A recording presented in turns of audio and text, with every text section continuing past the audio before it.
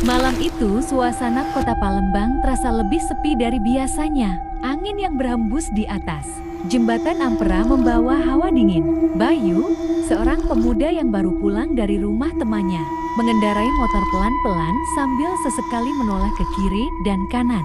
Lampu jalan di jembatan itu banyak yang mati, hanya beberapa yang berkedip lemah, membuat suasana jeti semakin menyeramkan. Bayu memang sering mendengar cerita tentang jembatan ini. Katanya, kalau sudah lewat tengah malam, suka ada yang menampakkan diri. Tapi Bayu tidak pernah percaya dengan cerita begitu. Sampai malam itu, dia mengalami sendiri kejadian yang membuatnya tidak bisa melupakan tempat ini. Saat motornya melaju di tengah jembatan, dari kejauhan Bayu melihat sosok perempuan berdiri membelakanginya. Baju perempuan itu panjang berwarna putih, lusuh, dan tampak kotor. Rambutnya panjang menjuntai sampai hampir menyentuh pinggang. Bayu sempat berhenti. Dia bingung harus apa. Dalam hatinya berkata, siapa yang berdiri di tengah jembatan malam-malam begini? Mungkin dia butuh bantuan, pikir Bayu. Dengan ragu, Bayu memajukan motornya pelan-pelan sambil berkata pelan, "Mbak, malam, ada yang bisa saya bantu?" Perempuan itu diam saja, tidak bergerak sedikit pun.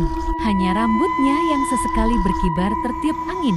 Bayu mulai merasa tidak enak. Keringat dingin membasahi punggungnya meskipun angin malam begitu dingin. Saat jaraknya tinggal sekitar 3 meter, perempuan itu berbalik perlahan. Gerakannya kaku, seperti boneka kayu yang diputar paksa. Dan waktu wajahnya menghadap ke Bayu, jantung Bayu seperti berhenti berdetak. Wajah itu tidak ada, hanya kulit putih pucat yang rata.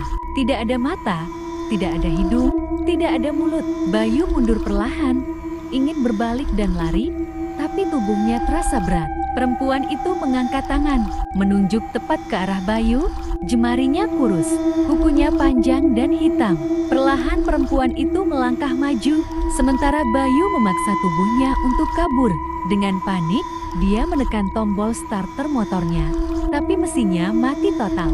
Akhirnya Bayu melompat turun dan lari sekuat tenaga ke arah ujung jembatan.